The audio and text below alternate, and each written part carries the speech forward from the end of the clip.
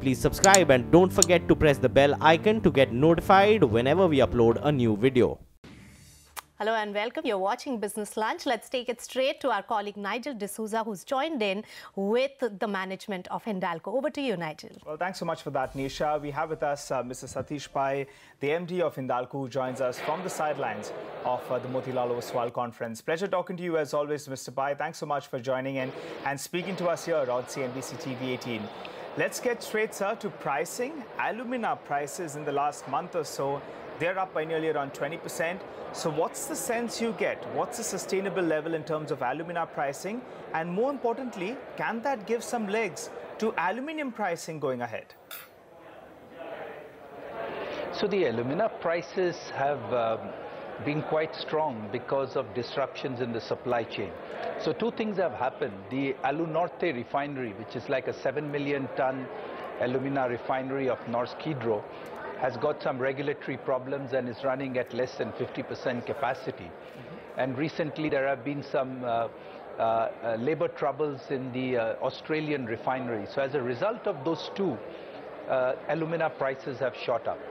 So I think that alumina prices, because of these two issues, will probably stay on the higher side for a while. And yes, as a result of that, aluminium prices will also be supported to that extent to the higher level. Okay, all right. So on an average, in the second half of this year, we have been seeing that even inventories have been, getting lower from the data that we get coming in from China. What kind of a number are we working with in terms of aluminium prices? $2,100 per ton, or do you expect it to scale up towards the $2,300 per ton based on the dynamics in terms of demand as well as supply? So as you said, first let's look at the fundamentals. The supply and demand tells you that the production in China has been remarkably disciplined. The Q1 of the Indian financial year, the world actually had a 1.5 million ton deficit. So for the first time, China had a 500,000 deficit between production and consumption. So I think that the current prices, which are running anywhere between 2,050 to 2,100, probably have an upper side bias as we head into the winter again, because we are being told that the winter cuts in China will be repeated this year as well. So I think that aluminium prices from the current levels probably have an upward bias towards the second half of this year. Okay, upward bias the second half of this year. That will be quite encouraging as well. You have input costs as well that are moving up. So that is broadly likely to support prices going ahead.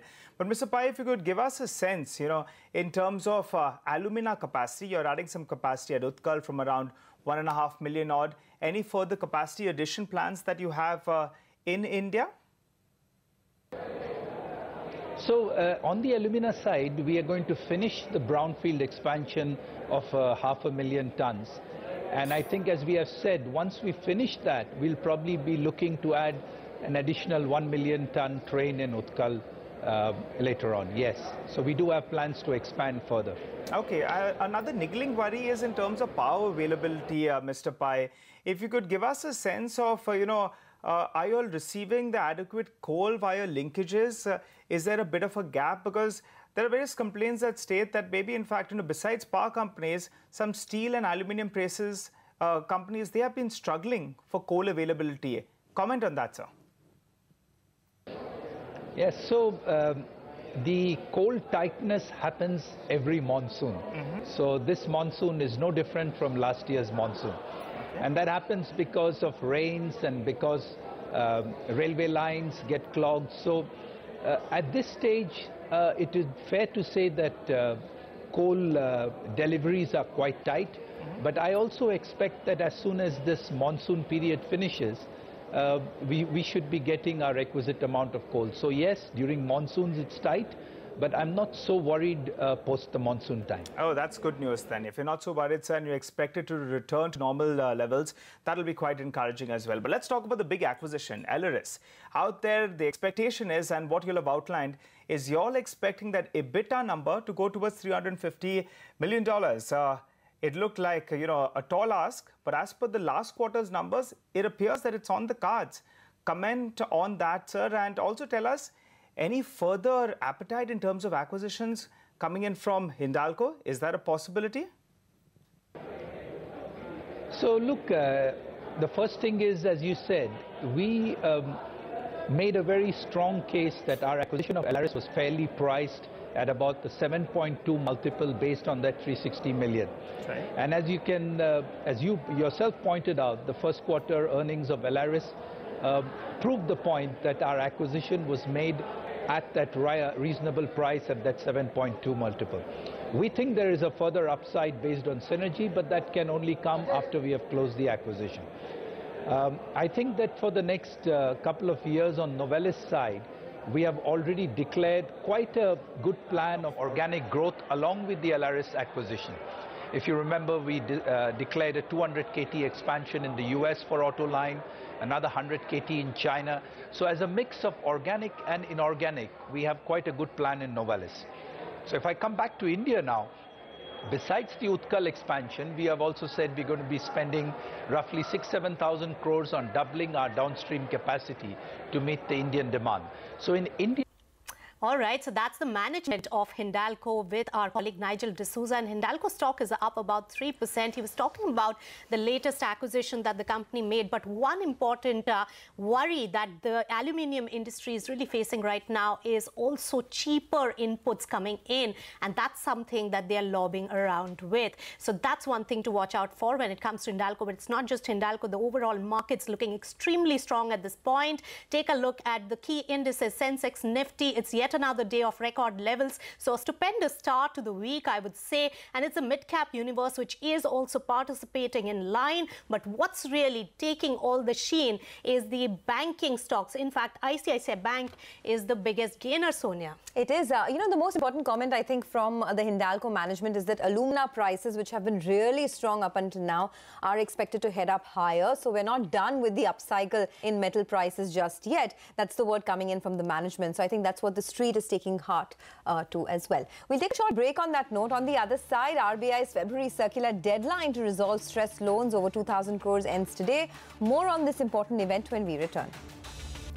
Well, what really takes your breath away this afternoon is the rally in the banking space. Just look at it go now. The Bank Nifty is up almost 500 points, led by private and public sector banks. So SBI is your big gainer, up more than 3% right now. But it has ICICI Bank for company. That one too is up almost about 3.5%. Talking about banks today, August 27th. Okay, we'll get to that in a bit rather. We continue to focus on the markets. Of course, that RBI circular deadline is today, but we'll talk about that in greater detail.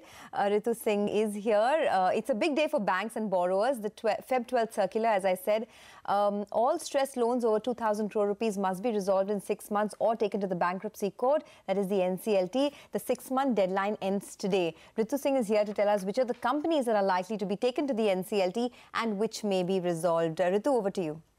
Well, as you rightly pointed out, 27th of August, that is today, is the D-Day. Under the Feb 12th circular, all those defaulters that were non-performing or even in the SMA category as of 1st March had a 6-month deadline up till 27th of August to resolve them or be sent to NCLT. So we looked at the list of companies that will get impacted because of this circular. In total, there are about 70 to 80 that fall under the purview of the Feb 12th circular. But that is not to say that all 70 or 80 will go to the NCLT. There are some cases, about 15, 16, where banks are hoping they can resolve these cases outside the NCLT process. And a large part of these 70, 80 companies are actually in the process of being sent to NCLT. So incrementally, there'll be little impact as far as the bank's balance sheets are concerned. Here's the list of companies that banks are hoping to resolve outside of the NCLT process for the power sector, especially. This is the whole list, and there are several others. If you look at the list of companies that are here, Supreme Infra, Soma, there's Bombay Rayon, all of these, there are plans being worked out, whether it's a long-term settlement, debt restructuring with the lenders, or a change of promoters. Banks are hopeful that by the end of today, they will have signed the resolution plan. In the power sector, again, there are some companies for which banks think that they will not find any resolution outside NCLT and therefore have decided to send them to the bankruptcy court. These are the companies that, according to the Finance Ministry, have already been resolved. So these will not be sent to the NCLT anymore. more, then this is the list of companies, Jindal, Indian Thermal Power, etc., that banks, I was telling you, are going to take these to the NCLT because there's no other resolution in sight. You know, net, the message is, the good news is that most of these accounts are already NPLs in the bank's balance sheets, and therefore there won't be extra provisioning pain that the banks will have to take. But the bad news is that all the problem that was with the banks now moves to the NCLT courts that are already choked with several other unresolved cases. So this is a whole new flood of, say, IBC 3 list that's coming their way, and resolution under that, you know, is something that banks are hopeful at least 50% recoveries that they are targeting. All right, 50% recovery. Thanks, Ritu, for getting us all those exhaustive details on this big development. This is a big story for the day. But there are other stocks which are buzzing, and let's take it straight to our colleague Anisha Jain, who's joining us with all the details on the stocks that are making news today. Anisha. Hi, Anisha. Good afternoon. I'll start with Torrent Power because that one is up around 4-5%. Spark has written a note on it today and says that this is one of the companies that cannot be ignored because this is one of the cash-rich private players that can go on and buy other assets. However, they are a bit concerned by the 40% capacity which is lying idle, and that is why they have a sell call on the stock with 210 as the target price, but they do see a bull case scenario of around 300 rupee per share value. Other than that, the February 12 circular deadline that we have been talking about, as Lata has been pointing out, and SBI also told us that the provisioning requirement does not really change, and that's the reason the likes of SBI, ICICI Bank, PFC, REC are all trending higher. Moving on to Sundaram Finance because they reported their numbers. Well, the net profit for the company jumped up by around 26%, as well as the assets under management is up around 21%, and the management commentary looks optimistic, and that's the reason that stock is up around 6%. Moving on to some unverified reports. First up on SAIL, wherein the company is perhaps looking to exit some non-performing, non-operational JVs. The stock is reacting positively to that. Future retail as well, wherein newspaper reports suggest that Amazon might look to invest around $600 to $700 million in the company for a 12 to 15% stake, giving it a hefty valuation. But do remember, this is unconfirmed as of now. However, the entire group stocks, including Future Enterprises, is moving higher on that. Lastly, on Nesco, again an unverified report wherein we understand that BMC has asked the company not to host any event at its Goregaon Exhibition Center. Nirmal Bang has also written on it. They do see a cash impact, but if you look at the overall target price, they have just cut it down by around 20 rupees if this comes true. So overall, it doesn't look like it's going to be impacting too much, and the stock is pretty much volatile in trade today. Back to you. Okay, thanks a lot for that. Well, one of the stocks of the moment, or stocks of the afternoon, undoubtedly has to be LIC Housing Finance. It's reeling under selling pressure after posting weak Q1 numbers. Vinay Saha, the MD and CEO, expects a growth rate of over 15% in FY19 versus 18 to 19% growth last year. So clearly, they expect a slowdown in growth in the year to come. Listen in. Last year, see, our growth rates for the year fiscal 17-18 were in the ranges of 18 to 19%. So the loan, because the loan book, the base is very high, so we would try to reach that number, but it should be more than 15% by maybe a couple of percentages. Going forward, we are working very hard on increasing our total income, interest income. Once that gets onto a higher growth trajectory, probably NIMs will also improve. All right, to a corporate voice on the show then, HDFC's KK Mistry says that Ind AS accounting has had a positive impact on the company due to lesser provision requirements and also no deferred tax liability on special reserves. Now, Mr. Mistry tells CNBC TV18 that categorization of stressed asset is still under evaluation and they may have to do away with the stage 3 bit. Ind AS, in a sense, is positive for us for two reasons. Provisioning requirement reduces, number one, right. And number two, our income increases because we do not accrue, we are now able to accrue income on loans where in some of those cases where in the past we were not able to accrue income. Okay. The other positive of Ind AS is that, and very rightly so, the deferred tax liability that we were required to create on special reserve, which I've said this, articulated this time and again, was not correct accounting, that ultimately gets settled once and for all, and under Ind AS accounting we are not required to carry a deferred tax liability on special reserve. So in that sense, Ind AS is positive. So I would expect the consistency that we had in our results for the last 20, 25, 30 years or more to continue for a long time to come. The only point I would like to make on Ind AS accounting is that it brings in a certain degree of subjectivity in terms of valuation, which in the long term could be a little risky in the financial sector for certain companies who could, you know, interpret or make wrong assumptions as regards recovery. So that is a bit of a concern, more from a macro angle. The stage 3 of the assets, that is weaker assets, that came in as a surprise. When you talk of the stage 3 assets, these are not bad loans, these are standard assets. We were carrying an excess provisioning, we wanted to retain that excess provisioning, and the only way we were allowed to retain that excess provisioning was to identify accounts where there was some degree of delays that were perceived or had happened in the past, and we identified those loans as loans where we would carry a provisioning, and that we put those loans under this category 3A. Now we see subsequently that many of the other companies have not categorized loans. So that is something which we will discuss with the auditors and take a call on how to take this forward. No, because there was lack of clarity on the composition of this stage 3A. Some extent there would be individual, some extent there would be non-individual. Okay, well, that's Keki Mystery. Of course, you'll hear that conversation through the course of the day. But for now, India's first biofuel flight successfully tested today by SpiceJet. Ajay Singh, the managing director of SpiceJet, says that biofuel can reduce their fuel costs significantly, which, as we know, is the need of the hour. Listen in. Biojet fuel has the potential to reduce cost of aviation. As we know that the largest part of cost of aviation is in the aviation turbine fuel that we use.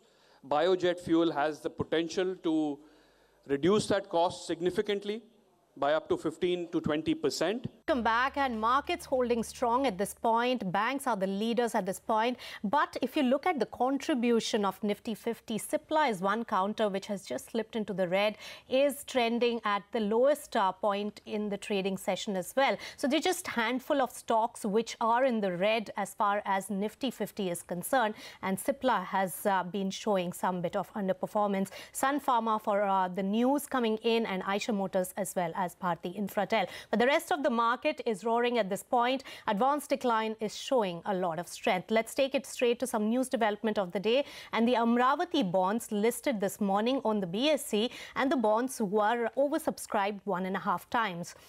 In fact, my colleague Yash Jain caught up with Mr. C. Kutumba Rao, who's the Vice Chairman of the State Planning Board for Andhra Pradesh, and began by asking him about the rationale behind taking the debt via this particular issue at a high interest rate of 10.32%.